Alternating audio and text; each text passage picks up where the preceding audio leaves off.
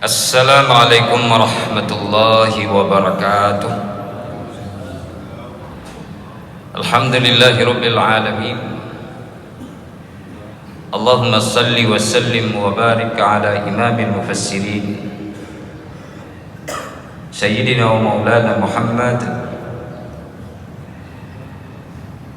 qudwatil muhaddisin wa ala alihi wa ashabihi at-tayyibin at-tahirin. Amma ba'du, fa ya ibadallah,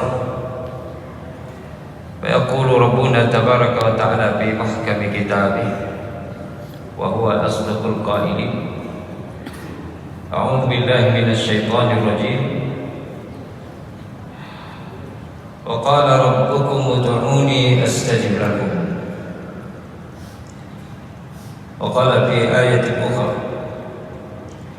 wa idza sa'alaka 'ibadi 'anni fa inni qarib ujibu da'watad da'i idza da'ani falyastajibu li wa liyu'minu bi la'allahum yarshudun. Wa qala nabiyukum sallallahu alaihi wasallam, thalathu da'awat la turad, da'watul walidi wa da'watus shaimi wa da'watul musafir. وقال في حديث آخر ادعوا الله وأنتم موقنون بالإجابة. صدق الله وصدق رسوله ونحن على ذلك من الشاهدين. Sidang jemaah subuh yarhamkumullah, para pendengar di rumah melalui siaran radio Baitur Rahman, Radio Republik Indonesia yang kami muliakan. Di dalam ayat yang kita bacakan tadi, Allah Subhanahu wa taala berfirman, Tuhanmu berfirman, mintalah kepadaku, niscaya akan aku kabulkan. Dan pada ayat yang kedua 185 di surah Al-Baqarah, Allah berfirman, dan apabila para hambaku bertanya kepada engkau hai Muhammad tentang diriku, maka katakanlah kepadanya, aku ini dekat. Aku akan perkenankan semua doa dan permintaan apabila mereka meminta kepadaku, maka hendaklah mereka memperkenankan semua permintaanku, dan hendaklah mereka beriman kepadaku. Mudah-mudahan mereka menjadi orang-orang yang mendapatkan petunjuk. Di dalam ayat ini, sidang jemaah subuh yarhamkumullah, Allah Subhanahu wa taala meminta kepada kita untuk terus berdoa kepada Allah Subhanahu wa taala, menyampaikan hajat dan keinginan. Dan Allah Subhanahu wa taala memberikan janji kepada orang-orang yang meminta kepadanya dengan merealisir janji itu, yaitu memperkenankan doa mereka dengan beberapa syarat tentunya. Yang pertama adalah dia melakukan kebajikan dengan memperbaiki dirinya, terutama dalam hubungannya dengan Allah Subhanahu wa taala. Lalu hendaklah dia yakin, beriman dengan sepenuh hati bahwa Allah Maha Kuasa untuk merealisir semua keinginannya. Kemudian juga dia, di dalam hadis disebutkan, hendaklah dia muqinuna bil ijabah. Dia yakin bahwa doanya itu akan diperkenankan oleh Allah Subhanahu wa taala. Sidang jemaah yang dirahmati Allah, bulan suci Ramadan yang telah kita lalui beberapa hari diantaranya, dan masih akan datang masa-masa Ramadan itu untuk kita lalui, adalah bulan di mana waktu di bulan itu adalah waktu untuk diperkenankan doa kita, dan itu sepanjang Ramadan. Maka seharusnya kita meminta kepada Allah Subhanahu wa taala tidak putus-putusnya. Bahkan kita harus mencari dan mempelajari mana-mana saja waktu di bulan Ramadan yang diperkenankan doa itu secara spesifik. Di antaranya ketika sebelum didirikannya salat subuh 2 rakaat, atau pada waktu sahur, doa kita akan dikabulkan oleh Allah dengan sangat spesial. Kemudian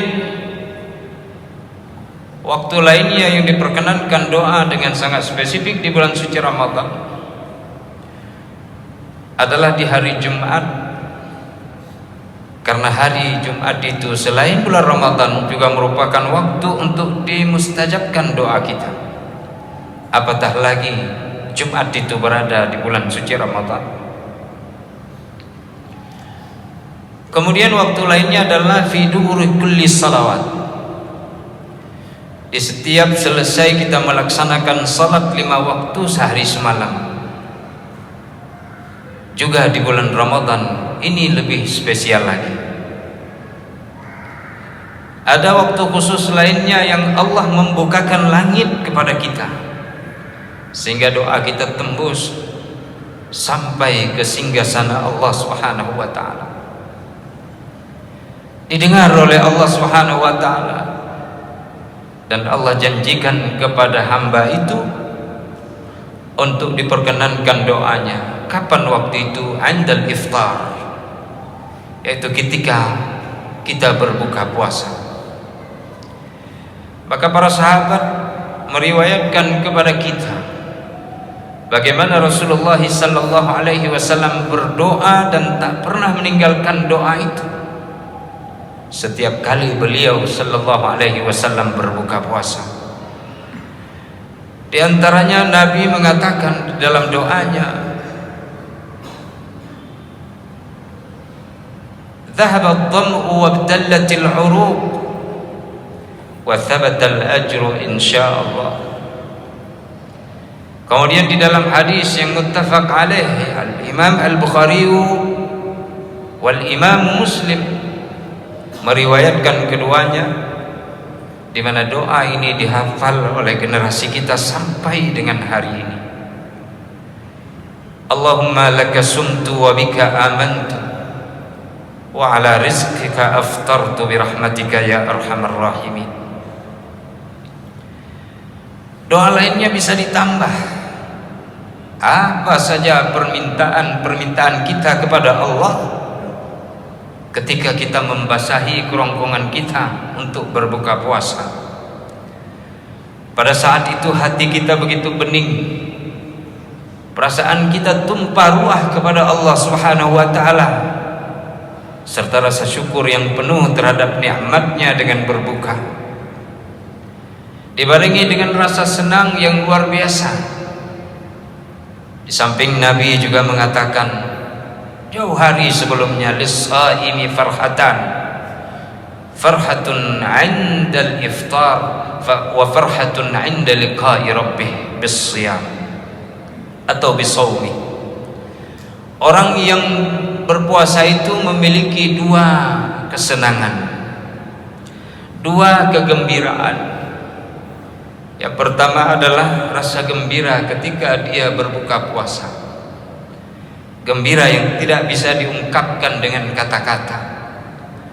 Apabila dimaknai lebih dengan perasaan masing-masing, maka kita akan menumpahkan air mata saat berbuka. Apalagi melihat dan mengingat keterbatasan saudara-saudara kita, di mana mereka satu perasaan dengan kita, satu pengamalan dengan kita, dan satu kegiatan, yaitu semuanya pada waktu yang sama mereka berbuka. Dan pada saat itu langit membukakan diri untuk para hamba-hamba Allah yang mereka menyampaikan keinginan, permohonan dan permintaan kepada Allah Subhanahu wa taala. Terkadang ditambah dengan doa, Allahumma kama as'adtani fil iftari fa as'idni fi ru'yati wajhikal karim. Ya Allah, sebagaimana Engkau buat diriku ini merasa senang ketika berbuka, maka biarkanlah aku merasa gembira dan senang ketika aku menatap wajah-Mu kelak. Karena ini merupakan harapan dari seorang hamba terhadap pemahaman dari pemaknaan yang disampaikan oleh Rasulullah, bahwa kegembiraan yang kedua bagi orang yang berpuasa adalah ketika dia berjumpa dengan Tuhannya untuk mempersembahkan puasanya dan mengambil ganjaran yang sangat luar biasa dari ibadah puasa itu. Fala ta'lamu nafsum ma ukhfiya lahum min qurrati a'yun jazaa'an bima kanu ya'malun. Tidak ada satu jiwa pun yang mengetahui apa yang disembunyikan oleh Tuhannya dari ganjaran-ganjaran yang sangat mengindahkan penglihatan mata dan sangat menyenangkan perasaan. Para ulama mengatakan bahwa mereka disembunyikan balasannya karena amal mereka ketika di dunia. Mereka berpuasa kepada Allah Subhanahu wa ta'ala. Sidang jemaah yang dirahmati Allah Subhanahu wa ta'ala, karena itu doa merupakan keniscayaan di bulan suci Ramadan, dan itu harus diimani dengan sungguh-sungguh, lalu direalisir di dalam pengamalan kita dengan sangat teliti dan seksama. Nabi Shallallahu Alaihi Wasallam pernah mengatakan di dalam salah satu hadisnya, ada 3 doa yang sama sekali ketiganya tidak akan ditolak oleh Allah Subhanahu wa ta'ala. Pertama, kata Nabi, adalah doanya seorang ayah terhadap keluarganya, terhadap anak-anaknya, terhadap anggota keluarga yang berada di dalam kepemimpinannya. Itu akan terbuka langsung langit. Yang kedua adalah doanya orang yang sedang berpuasa. Sementara yang ketiga adalah doa orang yang sedang musafir. Di dalam hadis yang lain Nabi Sallallahu Alaihi Wasallam bersabda,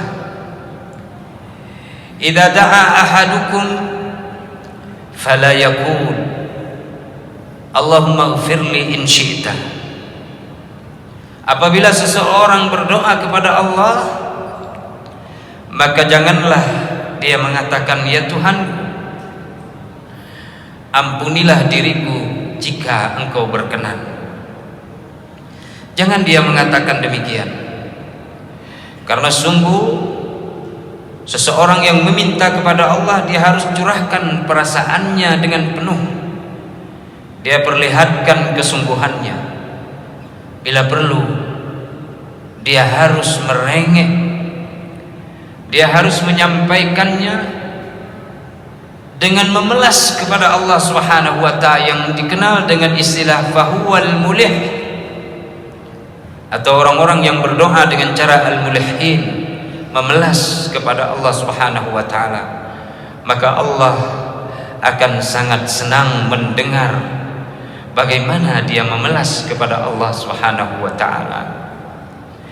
Karena itu siapapun yang berdoa, orang yang berada di samping kita, yang kita mendengar doanya, orang yang berada di depan kita, imam yang memimpin salat kita, atau kita sendiri yang berdoa, maka sungguh-sungguhlah kita menyimak doa itu atau menyampaikan doa itu dibarengi dengan mengangkat kedua tangan dan tidak bosan untuk terus mempertahankan tangannya sebagai wujud perlambangan kita butuh kepada pemberian dari Allah Subhanahu wa taala.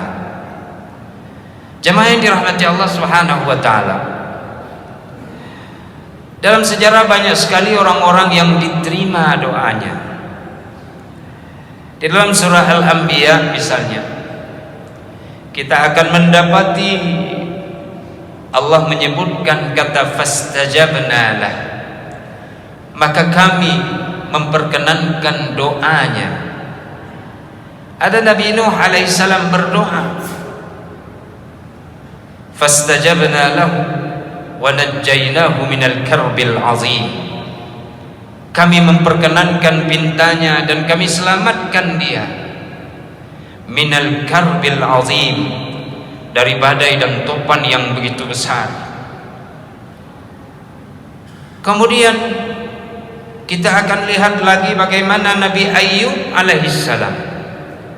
Wa ayyuba nada rabbahu anni massani yadhurru wa anta arhamur rahimin.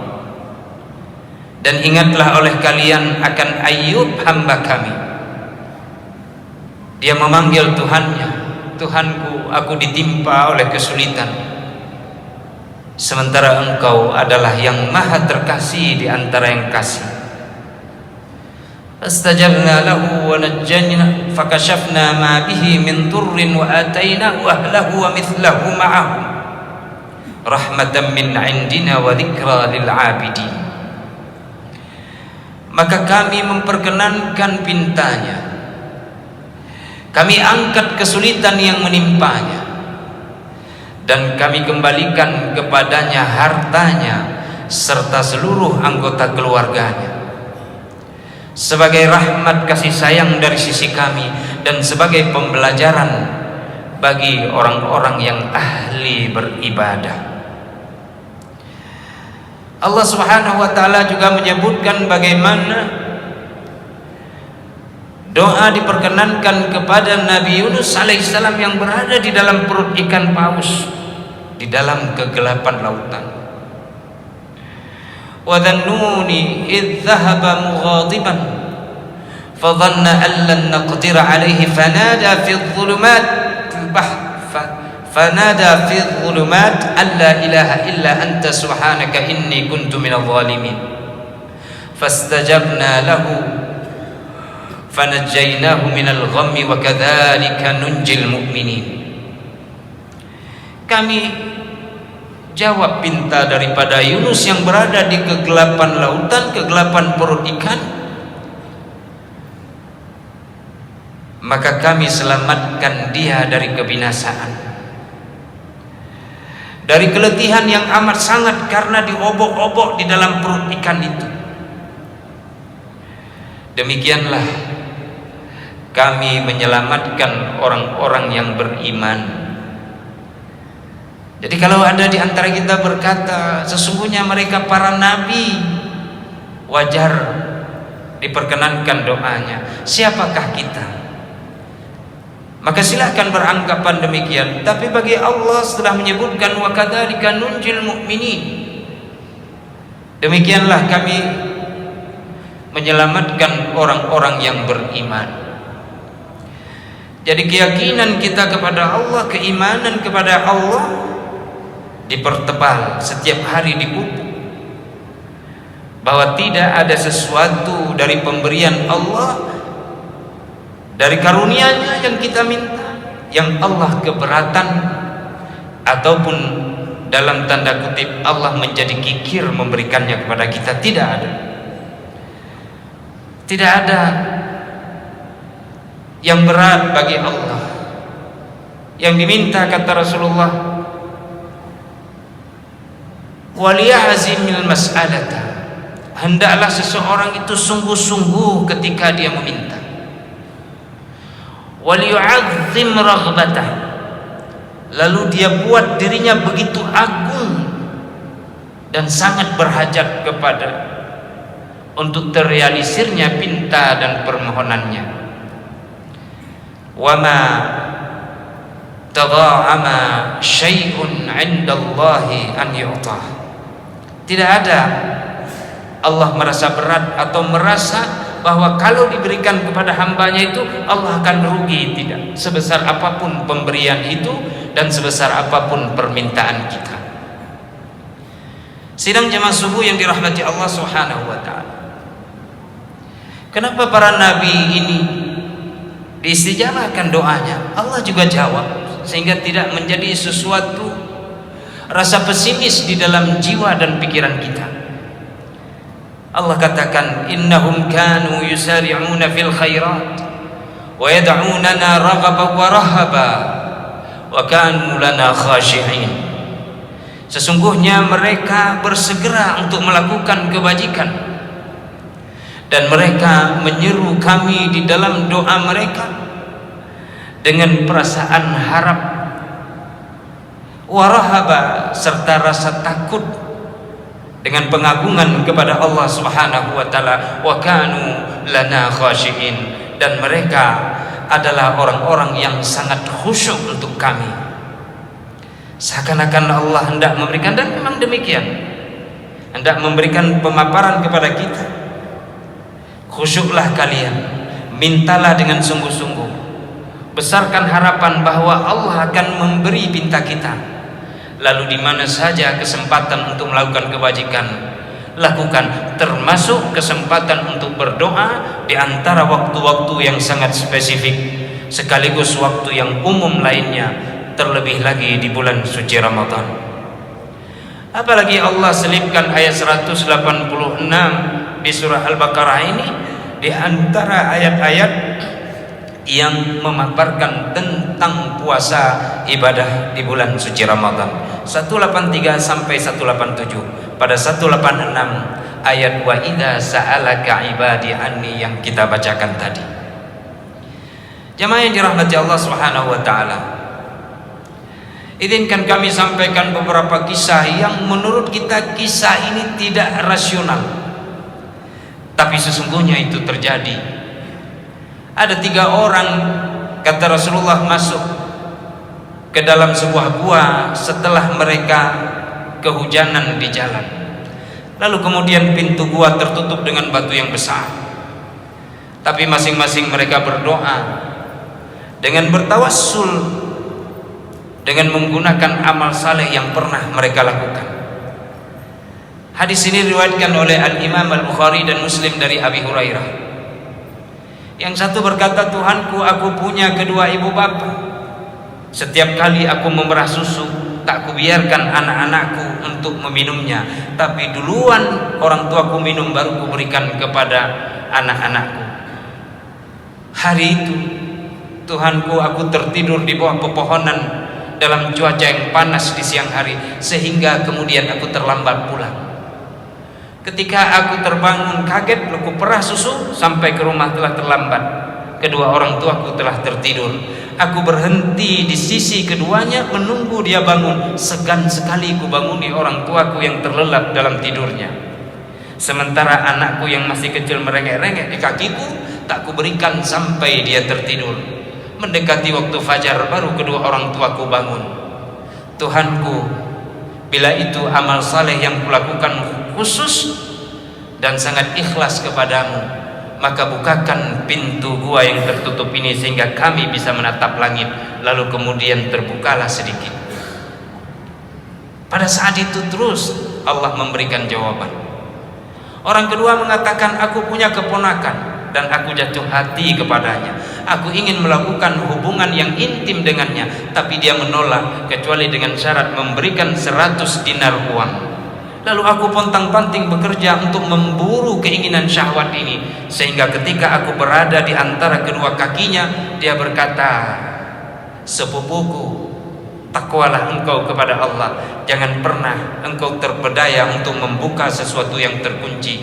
Aku tersentak mengingat akan azabmu, mengingat akan kemarahanmu, kutinggalkan sepupuku itu. Kalau itu kulakukan demimu semata, maka bukakan pintu gua. Terbuka lagi. Yang ketiga, aku pernah punya pertanian, wahai Tuhan. Aku minta seseorang jasanya untuk membereskan kebunku. Setelah selesai dia lakukan, dia katakan, mana hakku? Setelah aku berikan haknya, dia katakan, simpan di sisimu, aku belum butuh. Lalu dia pergi. Sekian lama dia pergi, hartanya kemudian aku investasikan. Tiba-tiba kehendak Allah dia kembali. Lalu dia katakan, mana upahku dulu yang kutitip kepadamu? Lalu kutunjukkan, itulah upahmu dulu, sudah kuinvestasi, telah menjadi seekor lembu lalu beranak pinak. Ambillah semuanya. Tuhanku, bila itu kulakukan untuk mengharap ridhamu, bukakan pintu gua ini. Maka terbuka secara lebar dengan 3 doa mereka ini. Di dalam masa-masa perkembangan Islam, sebagai contoh saja, ada 3 orang remaja yang mereka kerjanya adalah memelihara keledai, lalu membawa keledai itu ke pasar menjadi kuli pasar. Siapapun yang menggunakan jasa mereka, mereka akan angkut barang-barang di pasar itu. Lalu anak muda ini sambil termenung bercanda dengan temannya, tapi candanya menjadi serius. Kenapa engkau termenung, wahai Muhammad ibni Abi Amir? Bagaimana aku tidak termenung? Aku sedang memikirkan cita-cita untuk menjadi seorang khalifah. Di Andalusia kejadian pada abad keempat Hijriah atau abad ke-10 dan awal abad ke-11 Miladiah. Kamu kalau mimpi jangan siang bolong.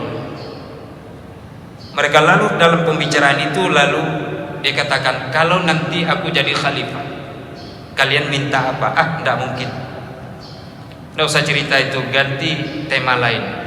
Tidak, ini misalnya. Tidak mungkin. Misalnya, tidak mungkin. Tidak, ini kalau demi teman. Baiklah, kalau kamu jadi khalifah, aku ingin kebun yang luas. Aku ingin 50 orang budak bekerja untukku. Dan aku ingin 1000 dinar uang emas engkau berikan kepadaku. Baik, kalau aku jadi khalifah, kamu akan dapat itu. Ini orang biasa nih, bukan dari keluarga kerajaan. Tapi kakeknya dulu Al-Mu'afiri adalah orang yang membebaskan Andalusia atau yang menaklukkan Andalusia di bawah bendera jenderal dan panglima besar Tariq bin Ziyad. Lalu kakeknya memilih tinggal di Andalusia, lalu keturunannya tinggal juga di sana. Mereka adalah keluarga sederhana tapi sangat taat dan sederhana, serta mereka adalah ahlu al-ilmi. Malah lebih kita katakan mereka adalah para mutasawwifun, para ahli tasawuf, ahli ibadah. Lalu kemudian teman yang satu lagi, kamu kalau saya jadi khalifah minta apa? Anda usah, ngomong yang benar aja lah. Enggak, ini misal seperti kawan tadi. Udahlah, daripada panjang itu aku jawab. Kalau kamu jadi khalifah, aku ingin berada di atas keledaimu, aku duduk di depanmu, engkau di belakangku, lalu kita putar di pasar ini sambil mengatakan, sesungguhnya pembohong besar mau jadi khalifah ada di belakangku. Baik, kalau saya jadi khalifah akan kurealisir keinginanmu, aku janji. Dia pulang ke rumah, lalu dia pun berharap meminta kepada Allah. Dia pikirkan bagaimana cara dia jual besok hari keledainya, lalu masuk sekolah. Perlahan-lahan dia membaca, cari guru dan seterusnya. Di samping dia belajar kepada keluarganya. Lalu sampai dia masuk ke akademi militer. Tingkat dan pangkatnya terus menanjak sampai dipercayakan oleh khalifah menjadi advisor kerajaan. Raja waktu itu atau khalifah waktu itu, ini Daulah Muawiyah yang kedua, ya, jatuh sakit, anaknya masih kecil, Abdurrahman. Tak mungkin diberikan titah untuk pemangku khalifah. Maka oleh sebab itu dibuatlah surat wasiat. Para perdana menteri, para pejabat menunggu dengan risau, jangan-jangan aku yang kena. Semua berharap. Tapi Muhammad bin Ibni Abi Amir tidak berharap itu. Hanya saja dia berharap itu kepada Allah. Lalu jatuhlah wasiat kepada dia, sehingga dikenal kemudian dengan sebutan Al-Hajib Al-Mansur Hisham Al-Mu'ayyad Billah. Memimpin di Andalusia selama 11 tahun, 326 sampai dengan 338 Hijriah. atau 992 sampai dengan 1002 miladiah. Dan dalam sejarah disebutkan di antara khalifah-khalifah yang berhasil meskipun dia tidak resmi dari kerajaan, tidak resmi sebagai seorang khalifah, tapi hanya sebagai al-hajib untuk memberikan perlindungan menunggu besarnya sang khalifah, termasuklah Muhammad ibni Abi Amir. Beliau wafat ketika pulang dari ibadah haji, jatuh sakit di perjalanan, radhiyallahu ta'ala anhu. Sangat adil dalam memimpin negeri. Ada kisah menariknya ketika dia teringat pada temannya, dia datangi, masih ingat saya? Khalifah, takut-takut orang nih, 2 orang. Nggak apa-apa, saya temanmu dulu. Apa mintamu dulu? Jangan, itu kan kita main-main dulu. Karena perintah khalifah harus ngerti. Saya minta kebun, saya minta ini, saya minta ini. Kamu ambil, dikasih. Yang satu lagi, kamu minta apa dulu? Aduh khalifah, jangan disebut lagi lah, yang dulu sudahlah. Saya akan realisir janjiku. Kamu kan dulu sudah punya ungkapan. Ayo bilang, saya tidak marah. Baik, dulu saya akan duduk di depanmu, kita naik 2 di keledai, lalu ngomong saya di pasar, kamu pembohong. Ayo kita lakukan. Naik sang khalifah, duduk di belakang dia. Semua pelaku pasar ini di belakangku adalah orang sinting, orang pembohong yang ingin jadi khalifah. Ketahan-tahan dia ucap. Khalifah pontang panting, ketawa terpingkal-pingkal. Para pengawalnya pada marah merah, tapi khalifah bilang, tenang-tenang, ini sahabat. Luar biasa. Ada kesungguhan, minta sama Allah, Allah realisir. Coba buka Google, Al-Hajib Al-Mansur, nanti lihat sendiri kisahnya. Sidang jamaah yang dirahmati Allah, di Riyadh, di pinggiran, ada seorang perempuan yang di bulan suci Ramadan keinginannya ingin punya rumah pribadi. Dia berdoa, diajarkan anaknya, ayo nak kita berdoa, ikuti ucapan mama, serius kepada Allah. Ya Allah, kami ingin punya rumah pribadi. Di depan rumah itu ada sungai yang mengalir. Suaminya bilang, Bu, kalau minta sama Allah silakan minta, tapi bawa ya kanaah sikit. Masa kita tinggal di gurun minta ada sungai? Kalau minta rumah aja. Kata istrinya, aku yakin karena Nabi Muhammad SAW mengatakan demikian, dan Allah berjanji di dalam Al-Quran. Setiap hari, setiap saat doanya itu, ya Allah, kami ingin punya rumah pribadi, di depannya ada sungai. Habis masa Ramadan belum dapat. Lalu kemudian dia tetap yakin pada Allah. Puasa 6 dia lewati. Ketika hari ke-7 sang suami keluar di waktu asar, salat di masjid. Ada seseorang datang, Assalamualaikum, nanti kita bicara Pak setelah selesai salat berjamaah. Tunggu saya sebentar Pak. Siap. Begitu selesai disampaikan, saya punya rumah, satu rumah mubazir. Saya ingin berikan rumah itu secara cuma-cuma tanpa ada pembayaran atau ganti sedikit pun bagi orang yang pertama sekali aku jumpai di waktu asar ini. Maka bapak yang dapat. Bapak ini merasa harga dirinya dipermainkan. Oh jangan begitulah. Tapi teringat pada istri. Saya tanya dulu sama istri, nggak apa-apa, saya juga ikut. Ikutlah berjalan. Sampai di rumah si istri pun tidak mau diberikan seperti itu. Merasa harga diri dia dipermainkan. Begini Pak, apakah betul itu? Betul, jangan main-main sama kami. Betul. Kalau betul, kami pun tidak mau menerima kalau Bapak tidak ambil sebagai ganti ruginya, walaupun sebatas yang kami bisa. Terserah. Maka dicari uang dalam waktu yang tempo, dapat 7.000 rial. Katakanlah sekarang 28 atau 30 jutaan. Sementara rumah lebih dari itu. Dibeli, mereka tinggal di situ. Si ibu terus berpikir, kita minta rumah sama sungai, ini nggak ada sungainya. Tapi saya yakin, kan sudah Bapak bilang dulu, kenapa enggak karena dikit minta rumah, jangan minta sungai. Kita kan di Sahara ini tinggal, di tanah padang pasir begini, mana ada sungai. Tapi dia terus minta, ya Allah sungainya belum engkau realisir. Lalu kemudian dalam pengajian arisan, dia tanya kepada gurunya, Tuan Syekh, saya minta kepada Allah, dialognya panjang, tapi kita ringkas.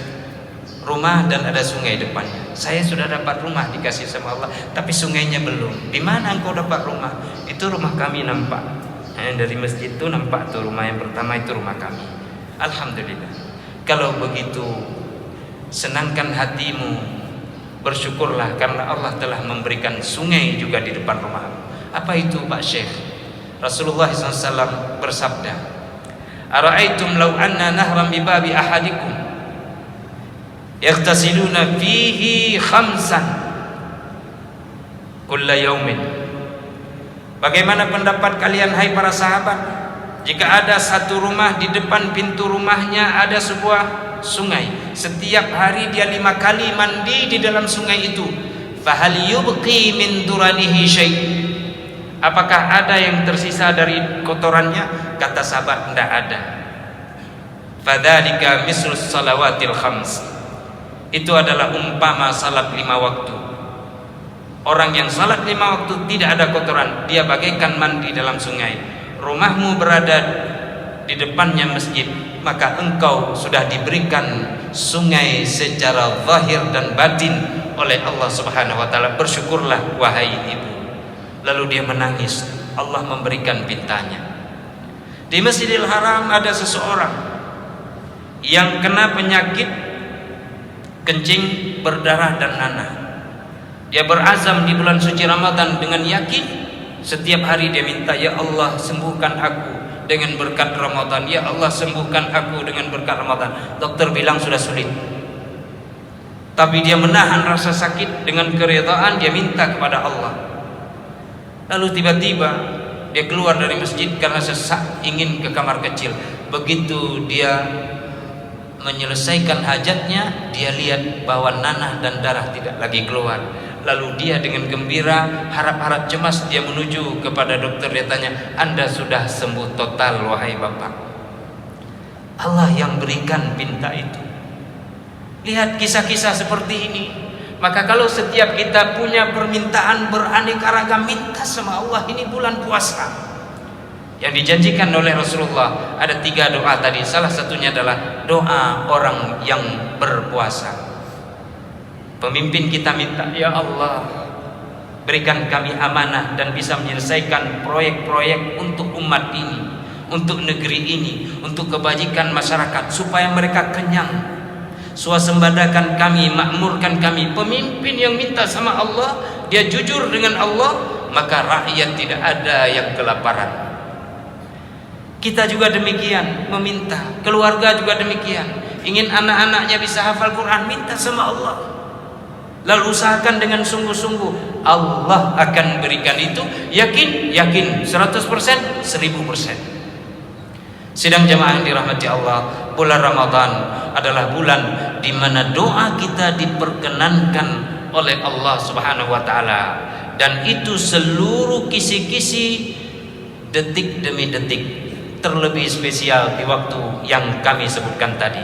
Kalau tidak bisa semuanya, ambil 2 saja. Waktu sahur ketika kita sebelum salat subuh, dan waktu berbuka sebelum kita melaksanakan salat wajib maghrib 3 rakaat. Mudah-mudahan Allah Subhanahu wa taala terus memperkenankan doa kita dan menjadikan kita orang yang terus berseru kepada Allah Subhanahu wa taala dengan cara yang benar dan adab-adab yang diajarkan di dalam agama kita. Semoga bermanfaat. Subhanakallahumma bihamdika asyhadu an la ilaha illa anta astaghfiruka wa atubu ilaik. Wassalamualaikum warahmatullahi wabarakatuh.